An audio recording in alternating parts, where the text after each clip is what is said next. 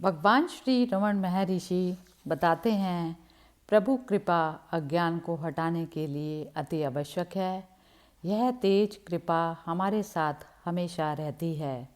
यह कोई बाहरी वस्तु नहीं जिसे प्राप्त किया जाए, इसे बस जानना पहचानना जरूरी है। उदाहरण के तौर पर सूर्य केवल प्रकाश ही प्रकाश है, उसने कभी अंधकार देखा ही नहीं। जब दूसरे लोग अंधेरे की बात करते हैं तो मानो सूर्य से प्रकाश से दूर भागने का प्रयास करते हैं। यह अज्ञान भी भूत प्रेत की तरह है, जो यथार्थ नहीं केवल दिखावा मात्र है, भ्रम है, प्रतीति मात्र है। क्योंकि यह असत्य नकली वस्तु की तरह, प्रेत की तरह कोई स्थूल सत्य नहीं, इसलिए प्रेत के सत्य का पता लगने पर वह चला जाता है।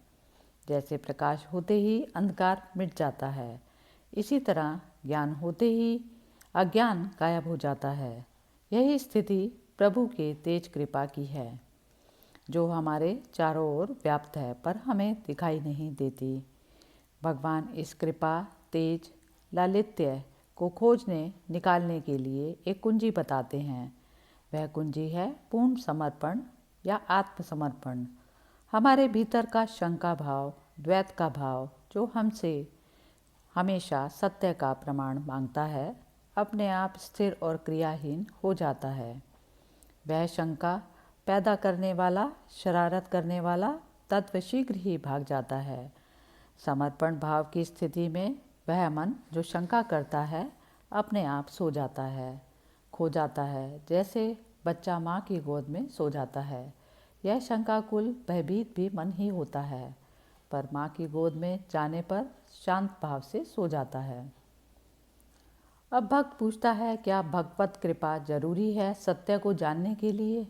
तब भगवान श्री रमण महर्षि कहते हैं, हाँ, बहुत ही ज़रूरी है। भक्त पूछता है, भगवत कृपा का तेज कैसे प्राप्त हो सकता है? भगवान कहते हैं, केवल समर्पण द्वारा। भक्त पूछता है, पर फिर भी मुझे यह भगवत कृपा महसूस नहीं होती। तब भगवान कहते हैं, निर्मल सत्ययुक्त इच्छा मुमुक्षा होनी चाहिए।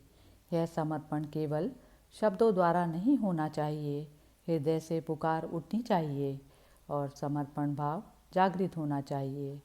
प्रार्थना को हृदय में समाहित कर दो, फिर भगवत कृपा का अनुभव करो। किसी और जगह भगवान रमण महर्षि बताते हैं, समर्पण से भगवत कृपा का पूर्ण अनुभव होगा। समर्पण भाव से ही उसे समझा जा सकता है। तब चारों तरफ कृपा ही कृपा दिखाई देगी, कुछ और नहीं। यह कृपा ही आरंभ और अंत है। वृत्तियों का अंतर्मुखी होना समर्पण है और अनुभूति कृपा है। भगवत गीता से भगवान श्री कृष्ण के शब्दों को उद्धृत करते हुए श्री भगवान रमण महर्षि कहते हैं, मामेकम शरणम व्रज, अर्थात केवल मेरी ही शरण में आओ। अगर हमने मन, आत्मा, शरीर और अहम भाव अर्थात सब कुछ प्रभु के चरणों में समर्पित कर दिया तो बाकी क्या बचा रहता है? फिर तो चारों ओर कृपा रूपी प्रकाश ही प्रकाश व्याप्त है। एक भक्त ने भगवान श्री रमण महर्षि से प्रार्थना की कि जब उसका मन उनके रूप का स्मरण करे तो उसे और सशक्त हो जाना चाहिए। उसे अंतरात्मा से उसका जवाब मिलना चाहिए।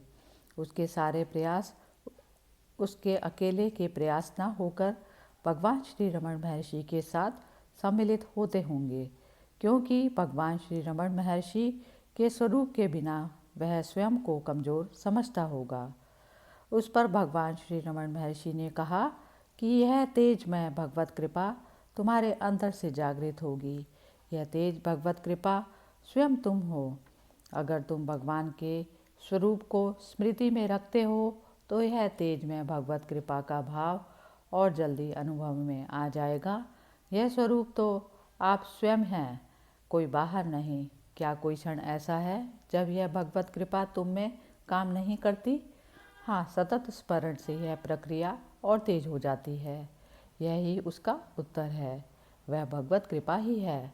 भगवान कहते हैं, यह शंका कि क्या मुझ पर भगवत कृपा हो सकती है या मुझ पर भगवत कृपा नहीं है, रास्ते की अड़चन मात्र है। इससे भी मुक्त होने का प्रयास करो। स्वयं को इन विचारों से मुक्त रखो। श्री रमन महर्षि बार बार उत्साह देते हैं। वे बार बार यह कहकर साहस जुटाने की प्रेरणा देते हैं, आश्वासन देते हैं कि पूर्ण समर्पण ही रास्ता है। गुरु ही तुम्हारे अंदर बाहर है। गुरु ही तुम्हारे लिए ऐसी स्थिति बनाते हैं कि तुम अंतर्मुखी होते जाओ और अंतर की यह स्थिति तुम्हें केंद्र की ओर ले जाती है। इस प्रकार गुरु आंतरिक और बाह्य दोनों रूप से शक्ति लगाकर तुम्हारे स्वरूप को केंद्र में स्थित करने में सहायता करते हैं। यह गुरु कृपा है। असल प्रयास तो तुम्हारा अपना ही है। ईश्वर गुरु और भगवत कृपा वास्तव में एक ही है। जिसे गुरु कृपा प्राप्त हो गई वह निश्चित ही बच जाएगा और कभी पाप का शिकार नहीं होगा। अगर वह फंस भी जाए तो निकलने का बहाना या प्रयोजन बना सकता है। बल्कि शिष्य को चाहिए कि बिना मीन मेख निकाले सीधे ढंग से वह गुरु के बताए मार्ग पर चले। ईश्वर, गुरु और शास्त्र की बात पर विश्वास ही श्रद्धा है। हरि ओम तत्सत।